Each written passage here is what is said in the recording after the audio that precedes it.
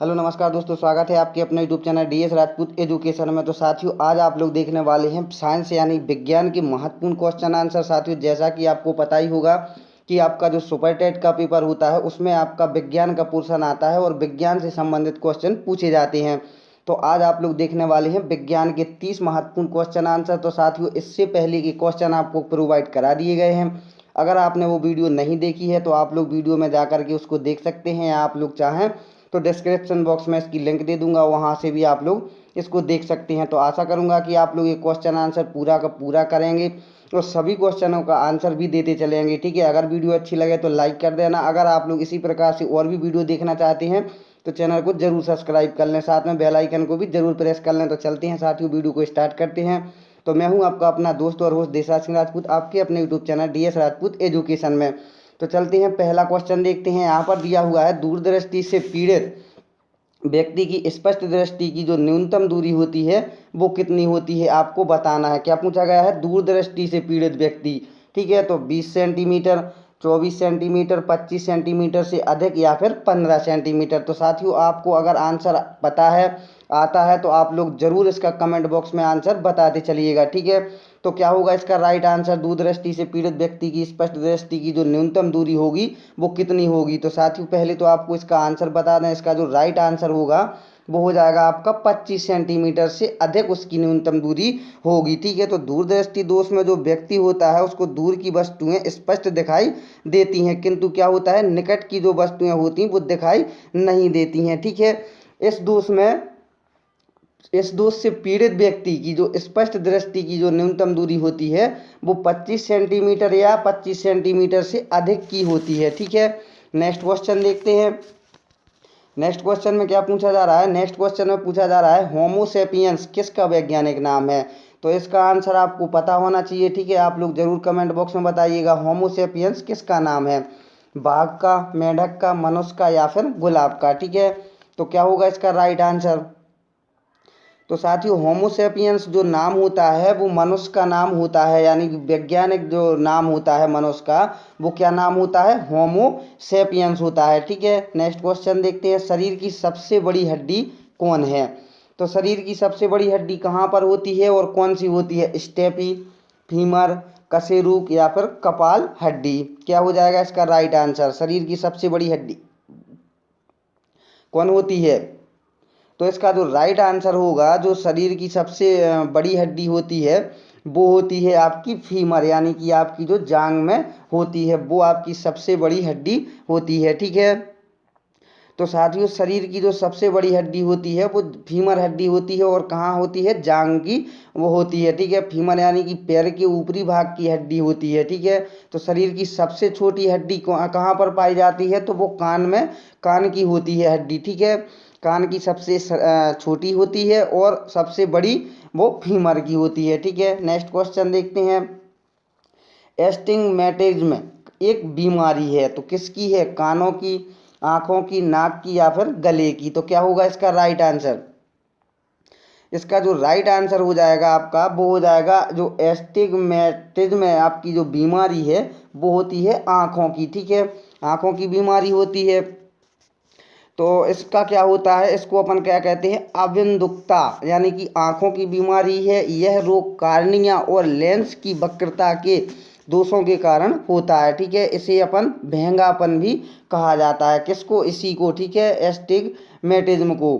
Next question देखते हैं। मछली निम्नलिखित की सहायता से सांस लेती है। बहुत ही शानदार क्वेश्चन, इम्पोर्टेंट क्वेश्चन है साथियों। मछली निम्नलिखित की सहायता से सांस लेती है, तो किसकी सहायता से सांस लेती है? फेफड़े की, त्वचा की, गिल की, या फिर पंख की सहायता से? किसकी सहायता से मछली अपनी जो सांस लेती है पानी में वो किसकी सहायता से लेती है? तो जो मछली अपनी सांस लेती है वो गिल की सहायता से सांस लेती है। ठीक है, तीसरा जो ऑप्शन है आपका वो आपका राइट आंसर हो जाएगा। ठीक है, नेक्स्ट क्वेश्चन देखते हैं। आत्महत्या की थैली किसे कहा जाता है? बहुत ही महत्वपूर्ण क्वेश्चन है साथियों। जितने भी क्वेश्चन आप लोग देखने वाले हैं बहुत ही महत्वपूर्ण क्वेश्चन आंसर देखने वाले हैं। तो आत्महत्या की थैली किसे कहा जाता है? गाल्जी बॉडी, माइटोकॉन्ड्रिया, लाइसोसोम, या फिर इनमें से कोई नहीं? तो क्या होगा इसका आंसर?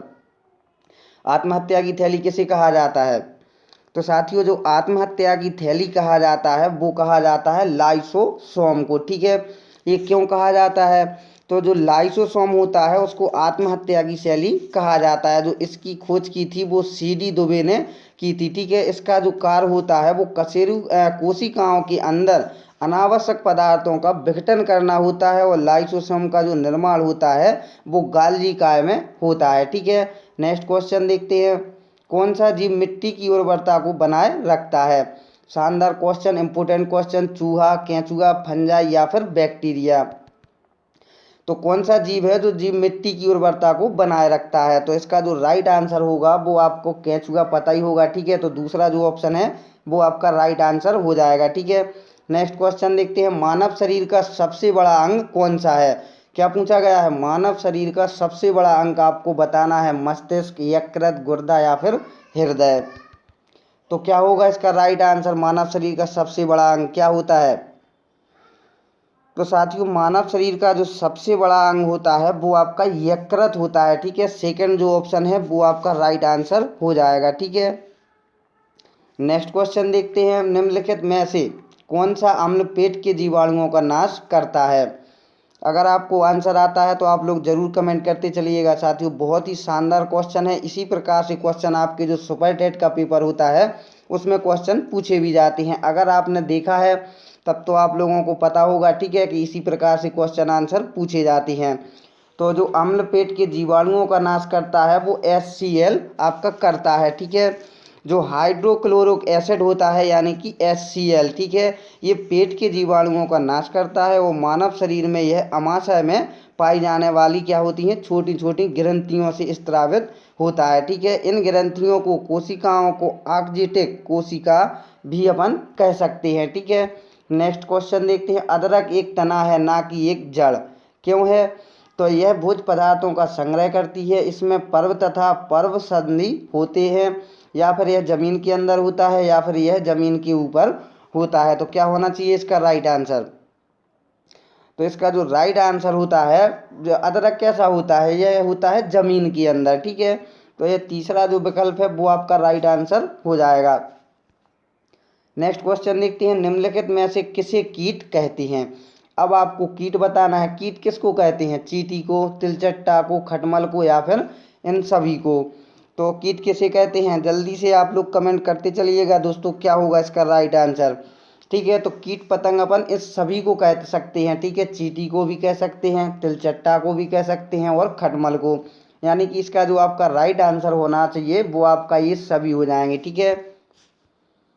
नेक्स्ट क्वेश्चन देखते हैं, एक वायरस किसी मनुष्य के अंग में प्रति सेकंड अपनी संख्या का 3 गुना हो सकता है, तब 28 तथा 30 सेकंड पश्चात वायरस की संख्या का अनुपात क्या होगा? ये आपको एक क्वेश्चन दे दिया गया है, ठीक है। तो आप लोग करिएगा इसका राइट आंसर क्या होना चाहिए, ठीक है।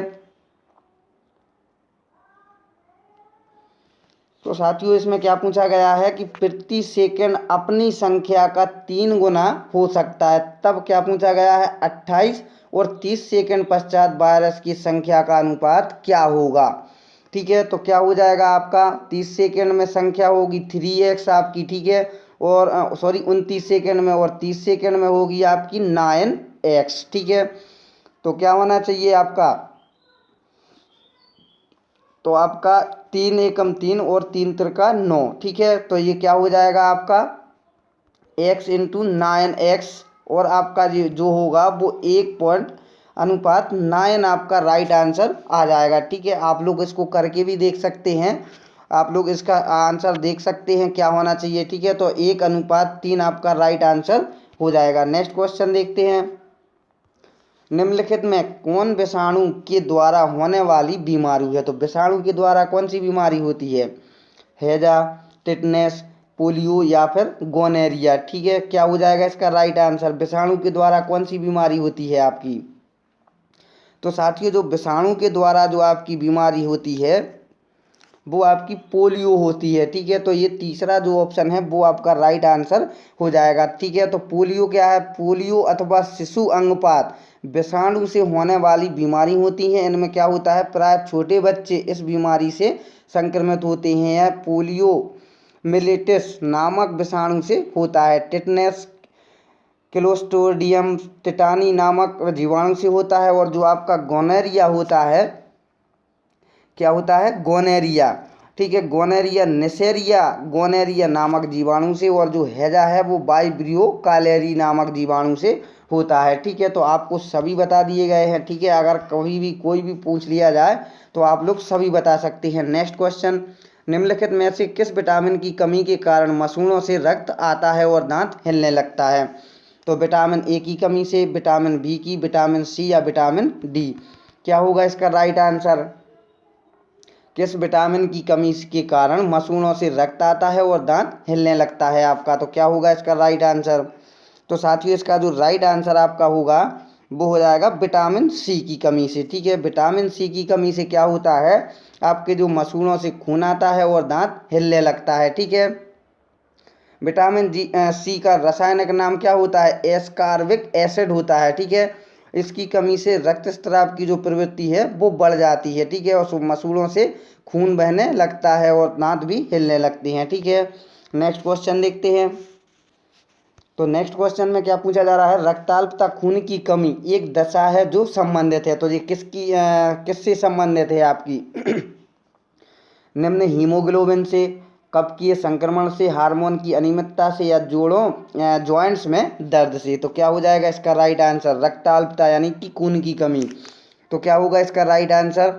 तो साथियों इसका जो राइट आंसर होगा, रक्ताल्पता जो खून की कमी है एक दशा से जो संबंधित है वो निम्न हीमोग्लोबिन से संबंधित है। ठीक है, तो रक्ताल्पता या खून की कमी जो निम्न हीमोग्लोबिन की दशा को दर्शाती है। हीमोग्लोबिन जो होता है वो रक्त में ऑक्सीजन का वाहक आपका होता है। ठीक है, तो साथियों अगर आपको ये वीडियो अच्छी लगी हो तो आप लोग ज़रूर लाइक कर दें। अगर इसी प्रकार से आप लोग और भी वीडियो देखना चाहते हैं और चैनल पर नए हैं तो आप लोग ज़रूर चैनल को सब्सक्राइब कर लें, साथ में जो बेल आइकन आएगा उसको भी ज़रूर प्रेस कर लें। अगर साथियों आपको ये प्रैक्टिस सेट पेपर अच्छा लगा है और इसी प्रकार से आप लोग वीडियो देखना भी चाहते हैं सुपर टेट की, ठीक है, तो आप लोग ज़रूर कमेंट बॉक्स में यस लिख करके ज़रूर भेजें ताकि हम आपको अच्छे से अच्छे प्रैक्टिस सेट पेपर प्रोवाइड कराएं। और भी जो सब्जेक्ट हैं सुपर टेट के वो भी आपको प्रोवाइड कराएं। अभी आपके जो चल रहे थे वो आपका यूपी टेट यानी कि शिक्षक पात्रता परीक्षा से संबंधित प्रैक्टिस सेट पेपर आपको प्रोवाइड कराए जा रहे थे। अगर आप लोग चाहें कि सर आप हमें सुपर टेट का भी प्रोवाइड कराते चलिएगा, ठीक है, तो आप लोगों के लिए ज़रूर सुपर टेट के जो आपका जो साइंस है, ठीक है, इसके अलावा और भी सब्जेक्ट हैं वो सभी आपको प्रोवाइड करा दिए जाएंगे एक एक करके, अगर आप लोग कहेंगे तब। ठीक है, तो आप लोग जैसा भी चाहते हैं ज़रूर हमें कमेंट बॉक्स में बता दें। अगर इसी प्रकार से क्वेश्चन देखना चाहते हैं तो हमें ज़रूर यस लिख करके भेज दें कमेंट बॉक्स में। ठीक है, तो नेक्स्ट क्वेश्चन देखते हैं। दूषित जल जनित रोग नहीं है।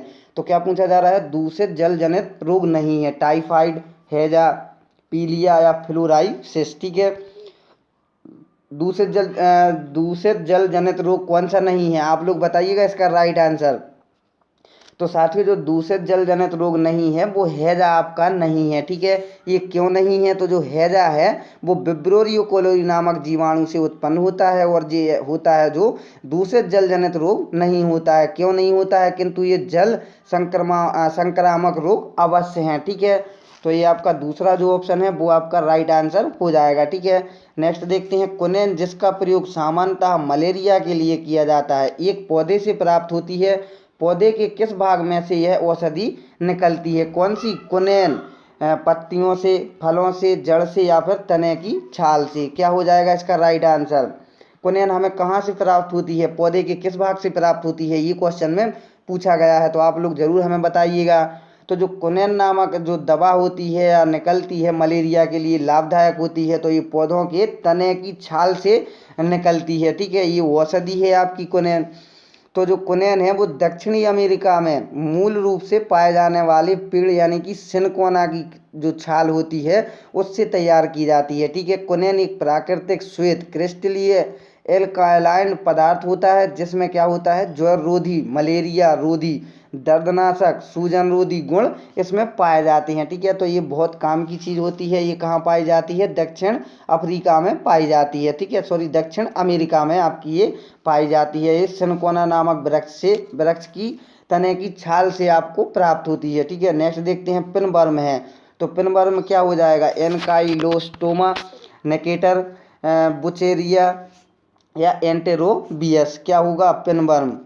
बताइए आप लोग इसका राइट आंसर। तो आपका जो पिनवर्म है वो एंटेरोबियस आपका राइट आंसर हो जाएगा। ठीक है, तो जो एंटेरोबियस जो है वो पिनवर्ग यानी कि कृमि कहा जाता है। बुचेरिया एक फाइलेरियन कृमि है जो हाथी पाँव या फील पाँव का कारक होता है। ठीक है, नेक्स्ट क्वेश्चन देखते हैं। घटना जिसमें एकल जीन एक से अधिक विशेषक को प्रभावित करता है वो क्या कहलाता है? वैधता, बहुअंगुलिता या बहुगुणिता या फिर प्लियोट्राफी। क्या हो जाएगा इसका राइट आंसर? ये थोड़े से क्वेश्चन डाउट में होंगे आपके, अलग से होंगे। ठीक है, ये क्वेश्चन इसी प्रकार से क्वेश्चन आपके पूछे जाते हैं। ठीक है, तो क्या होगा इसका राइट आंसर? घटना जिसमें एकल जीन एक से अधिक विशेषक को प्रभावित करता है ये क्या कहलाती हैं? तो ये कहलाती है प्लियोट्राफी। ठीक है, अब प्लियोट्राफी देखते हैं क्या कहलाता है। तो आपका जो ऐसे स्वतंत्र कारक या जीन जो एक समय में एक से अधिक गुणों या विशेषक या रचनाओं को नियंत्रित या प्रभावित करता है उसको अपन क्या कह सकते हैं? बहुप्रभावितजनीय या बहुविकल्पीय मल्टीपल जीन कहते हैं तथा उसके प्रभाव को बहुप्रभावित कहा जाता है। ठीक है, जैसे क्या होता है आपका ड्रोफिला में एकल जीन आँखों के सफ़ेद रंग शुक्राणु सचित करने वाले अंगों यानी कि दोनों का नियंत्रण करता है। ठीक है, नेक्स्ट क्वेश्चन देखते हैं। निम्नलिखित में से कौन सा एनेलिड घोंघों तथा मेंढकों पर परजीवी है? तो क्या हो जाएगा? एंकेन्थोब्लेडा या फिर पांटोब्लेडा या फिर ब्रेकिलियोन या ग्लासीफोनिया। तो क्या हो जाएगा इसका राइट आंसर? तो इसका जो राइट आंसर होगा वो ग्लासीफोनिया हो जाएगा। ठीक है, फोनिया आपका राइट आंसर हो जाएगा। ये क्यों हो जाएगा? तो ग्लासीफोनिया है जो घोंघों तथा मेंढकों में परजीवी है, जबकि पोंटोब्लेडा एवं एंकेन्थोब्लेडा क्रमशः स्केट चूसक एवं सीटी युक्त लोच हैं। ठीक है, तो आप लोग इतना समझ गए होंगे। नेक्स्ट क्वेश्चन देखते हैं। स्तनधारी सर्वप्रथम प्रकट हुए। तो स्तनधारी जो है वो सर्वप्रथम कहाँ प्रकट हुए थे? पर्मियम में, ट्राइएसिक में, जुरेसिक में या फिर क्रेटेशियस में। ठीक है, तो क्या होगा इसका राइट आंसर? स्तनधारी सर्वप्रथम कहाँ प्रकट हुए थे? तो इसका जो राइट आंसर होगा, जो स्तनधारी सर्वप्रथम प्रकट हुए थे वो जुरेसिक में आपके प्रकट हुए थे। ठीक है, स्तनधारी सर्वप्रथम मीसोजाइनिक महाकाव्य के अंतर्गत जुरासिक कल्प के प्रकट हुए। इस कल्प का प्रारंभ लगभग 200 मिलियन वर्ष पूर्व हुआ था। ठीक है, इस कल्प को सरीसृपों का युग कहा जाता था। ठीक है, नेक्स्ट क्वेश्चन देखते हैं। लेमार्कवाद का आधार है। तो लेमार्कवाद का आधार क्या हो जाएगा? अंगों का विकास, अंगों का ह्रास, उपापचय का प्रभाव या वातावरण का प्रभाव। तो क्या होगा इसका राइट आंसर? तो इसका जो राइट आंसर हो जाएगा आपका वो हो जाएगा अंगों का ह्रास। ठीक है, तो लेमार्कवाद निम्नलिखित सिद्धांतों पर आधारित है, जैसे कि नवीन आवश्यकताएं, अंगों का उपयोग व अनुपयोग और उपमार्जित लक्षणों की जो वंशगति होती है उनके सिद्धांत या अंगों का उपयोग और अनुपयोग के आधार पर उपयोग अंग अधिक विकसित हो गए और जो जीन है वो अंगों का उपयोग नहीं हुआ। ठीक है, तो नेक्स्ट क्वेश्चन देखते हैं। निम्नलिखित प्रदूषकों में कौन जैव निम्नीकरणीय है? क्या पूछा गया है? निम्नलिखित प्रदूषकों में कौन सा जो जैव है वो निम्नीकरणीय है? पाराद, कैडमियम, प्लास्टिक या घरेलू मल या जल। क्या होगा इसका राइट आंसर? तो निम्नलिखित प्रदूषकों में जो जैव निम्नीकरणीय है वो हो जाएगा आपका घरेलू मल या जल। ठीक है, ये जैव निम्नीकरण आपका होता है। ठीक है, नेक्स्ट क्वेश्चन देखते हैं। काजीरंगा वन्य जीव अभ्यारण्य प्रसिद्ध है तो किसके लिए है? बाघ के लिए, कस्तूरी मृग के लिए, हाथी के लिए या फिर गैंडे के लिए। तो क्या हो जाएगा आपका राइट आंसर? काजीरंगा। तो इसका जो राइट आंसर होगा वो गेंडा के लिए आपका काजीरंगा वन्य जीव अभ्यारण्य प्रसिद्ध है। ठीक है, तो काजीरंगा जो वन्य जीव अभ्यारण्य है वो कहाँ पर स्थित है? अगर क्वेश्चन पूछ लिया जाए तो वो आपका हो जाएगा असम में। ठीक है, असम में आपका राइट आंसर हो जाएगा। ठीक है, और ये जो पाया जाता है वो एक सींग के गैंडे के लिए प्रसिद्ध है आपका। ठीक है, नेक्स्ट क्वेश्चन देखते हैं। मेखलाकार प्लेसेंटा पाया जाता है। तो मेखलाकार प्लेसेंटा कहाँ पाया जाता है? आर्टियोडेक्टिलाइना में या सिटेसिया में या रोडेंसिया में या फिर कार्निवोरा में। ठीक है, क्या आंसर हो जाएगा इसका? मेखलाकार में प्लेसेंटा कहाँ पाया जाता है? तो वो आपका पाया जाता है कार्निवोरा में। चौथा जो ऑप्शन है वो आपका राइट आंसर हो जाएगा। नेक्स्ट क्वेश्चन देखते हैं। 99 नांग का विष होता है। तो नांग का विष कैसा होता है? न्यूरोटॉक्सिक, या होमोलिटिक या कार्डियोटॉक्सिक या फिर हेपेटोटॉक्सिक? क्या हो जाएगा इसका राइट आंसर? नाक का विष क्या होता है? तो साथियों नाक का जो विष होता है वो न्यूरोटॉक्सिक होता है आपका। ठीक है, पहला जो ऑप्शन है वो आपका राइट आंसर हो जाएगा। ठीक है, नेक्स्ट क्वेश्चन और आज का लास्ट क्वेश्चन देखते हैं। मोटर गाड़ियों से निकलने वाले धुएं में सबसे खतरनाक धातु प्रदूषक कौन सा होता है? तांबा, कैडमियम, पारा या फिर सीसा? तो क्या हो जाएगा इसका राइट आंसर? आज का लास्ट क्वेश्चन है, आप लोग ज़रूर बताना कमेंट बॉक्स में क्या होगा। तो इसका जो राइट आंसर होगा वो आपका सीसा हो जाएगा। चौथा जो ऑप्शन है वो आपका राइट आंसर हो जाएगा। जो मोटर गाड़ियों से निकलने वाले धुएं में जो सबसे खतरनाक या धातु प्रदूषक होता है वो आपका सीसा होता है। सीसा आपका राइट आंसर हो जाएगा। तो साथियों अगर आपने सभी क्वेश्चनों का आंसर दिया है, ठीक है, तो बहुत अच्छा किया है। और अगर आप लोग एक साथ बताना चाहते हैं तो आप लोग ज़रूर अपने नंबर काउंट करके हमें कमेंट बॉक्स में ज़रूर बताइएगा।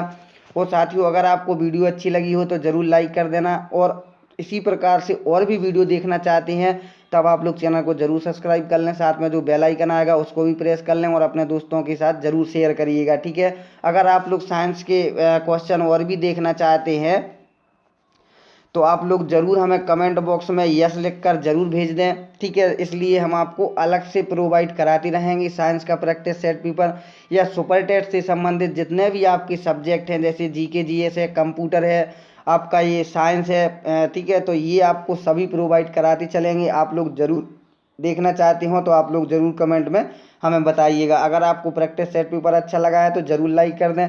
इसी प्रकार से और भी वीडियो देखना चाहते हैं तो चैनल को भी सब्सक्राइब कर लें। तो साथियों चलते हैं, मिलेंगे नेक्स्ट वीडियो में। जब तक के लिए जय हिंद, जय भारत।